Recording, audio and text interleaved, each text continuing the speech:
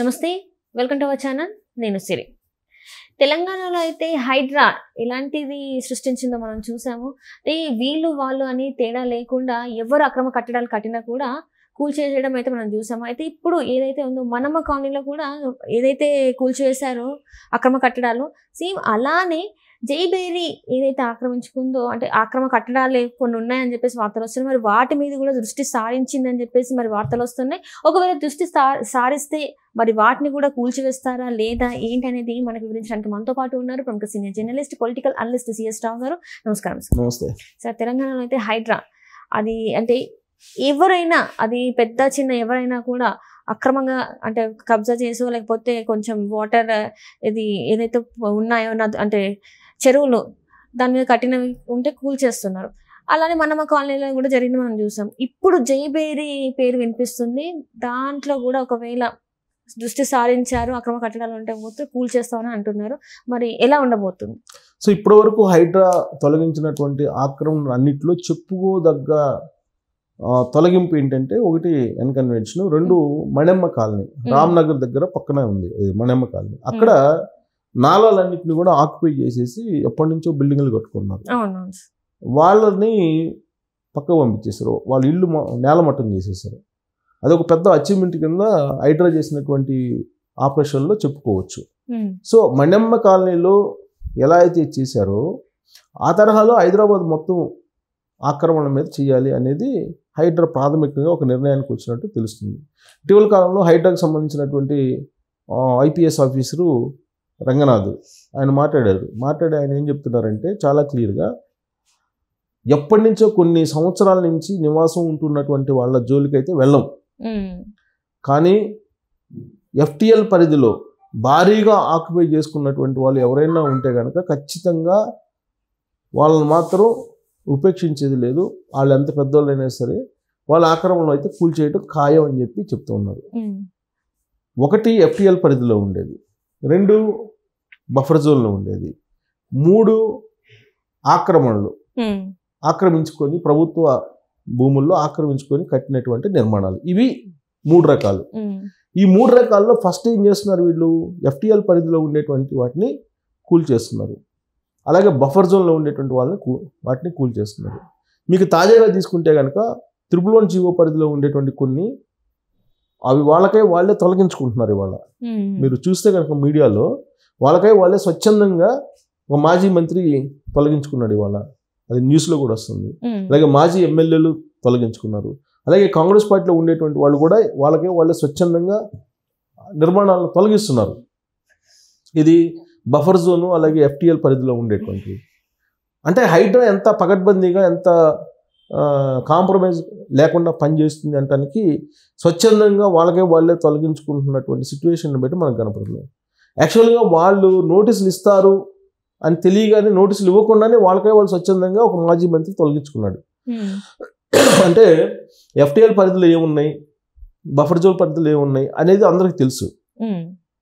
తెలిసిన వాళ్ళు చాలామంది స్వచ్ఛందంగా వెళ్తున్నారు. ఒకవేళ కనుక వాళ్ళు స్వచ్ఛందంగా తొలగించకపోతే నోటీసులు ఇచ్చేసి ఖచ్చితంగా వీళ్ళు తొలగించడానికి కాంప్రమైజ్ కావట్లేదు.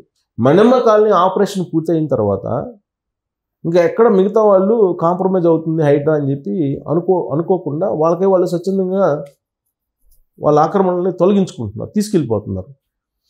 ఇప్పుడు దుర్గం చెరువు చుట్టూరు దాదాపు విల్లాలు ఉన్నాయి, 200 పైగా విల్లాలు ఉన్నాయి, ఆక్యుపై చేసుకుని కట్టారు అని చెప్పి మొత్తం ఐడెంటిఫై చేశారు.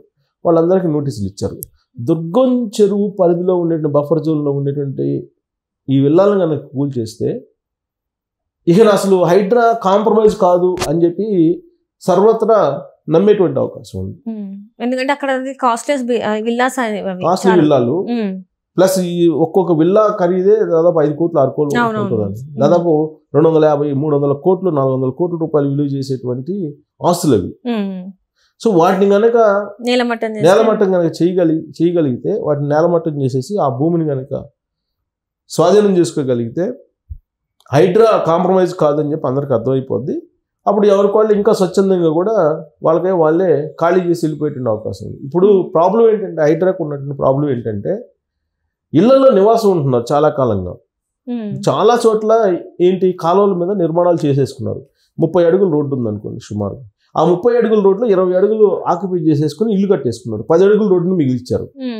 వాళ్ళు ఎప్పటి నుంచో ఉన్నారు, వాళ్ళ కరెంట్ కనెక్షన్ ఉంది, వాటర్ కనెక్షన్ ఉంది, ట్యాక్స్ కడుతున్నారు, ఇవన్నీ కడుతున్నారు. కట్టినప్పుడు వాళ్ళకి రైట్ ఉంది అని చెప్పి వాళ్ళు చూపిస్తారు. ఏది? కరెంటు బిల్ చూపిస్తారు, వాటర్ బిల్ చూపిస్తారు, ప్రాపర్టీ ట్యాక్స్ చూపిస్తారు. చూపించినప్పుడు మాకు రైట్ ఉంది కదా, మా ఇల్లు కదా, ఇన్ని సంవత్సరాల పాటు మా జోలికి రాకుండా ఇప్పుడు కూలిస్తే ఎలాగో అని చెప్పి అడ్డం తిరుగుతున్నారు చాలామంది. కాబట్టి అలాంటి వాళ్ళు కూడా అలాంటి వాళ్ళతో కూడా కాంప్రమైజ్ కాకుండా కూల్చేయాల్సిందే అని చెప్పి అంటున్నారు. అంటే మరీ అసలు ప్రమాదం లేకుండా ఉండే చోట ఏదన్నా ఒక 5 అడుగులు 3 అడుగులు అట్లా ఆక్యుపై చేసి కట్టుకుంటే ఓకే, దానికేమీ పెద్ద అభ్యంతరం పెట్టడంలా. కానీ 20 అడుగులు రోడ్ని ఆక్యుపై చేసి 30 అడుగుల రోడ్ని కాస్త 20 అడుగులు ఆక్యుపై చేసి 10 అడుగులు మిగిలిచ్చినటువంటి ప్రాంతాలు ఉన్నాయి, చాలా ఉన్నాయి. అలాంటివి చాలా ఉన్నాయని చెప్పి దాదాపుగా 1600 ఇళ్ళు ఉన్నాయని చెప్పి అంటున్నారు అలా ఆక్యుపై చేసి సుమారుగా. ఈ 1600 ఇళ్ళని కూల్చేయాలని అంటే ఒక రెవల్యూషన్ వస్తుంది కూల్చేస్తే. బట్ కూల్చేస్తామని చెప్పి ఆయన చెబుతున్నారు. ఇవన్నీ చేయాలంటే కనుక ఫస్ట్ ఏం చేయాలి? రాయదుర్గం పరిధిలో ఉండేటువంటి భవనాలను కూల్చేయాలి. ఆ తర్వాత ఇప్పుడు పెద్ద పెద్ద కంపెనీలు, ఇప్పుడు ఎన్కన్వెన్షన్ కూల్చేశారు. ఇప్పుడు మురళీమోహన్ జైబెర్రీ కంపెనీ వైపు చూస్తున్నారు, రంగనాథ్ పరిశీలించాడని చెప్పి అంటున్నారు. జైబెర్రీకి సంబంధించి ఆ ఏరియాలో ఏదో కొన్ని ఉన్నాయి. ఆ ఏరియా ఏంటనేది ఇంకా నాకు కరెక్ట్గా ఇన్ఫర్మేషన్ రాలేదు. కానీ జైబెర్రీకి సంబంధించినటువంటి కన్స్ట్రక్షన్స్ ఏదో FTL పరిధిలోనే, బఫర్ జోన్ పరిధిలోనే ఉన్నాయి, మాదాపూర్ సైడు. సో ఆ ఏరియాలో పరిశీలించిన తర్వాత వాటిని కూల్చేయాలనేటువంటిది ఒక విజిట్ కూడా రంగనాథ్ చేశాడని చెప్పి ఇవాళ సోషల్ మీడియాలో బాగా వైరల్ అవుతున్నటువంటి న్యూస్.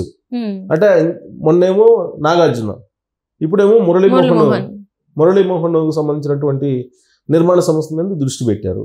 అంటే ఎందుకు దృష్టి పెడుతున్నారు? ఇలా కొంచెం పాపులర్గా ఉండేటువంటి వాళ్ళ మీద అంటే వాళ్ళయే కూల్చేస్తే మీరెంత అనేది ఒక సందేశం వెళ్తుంది.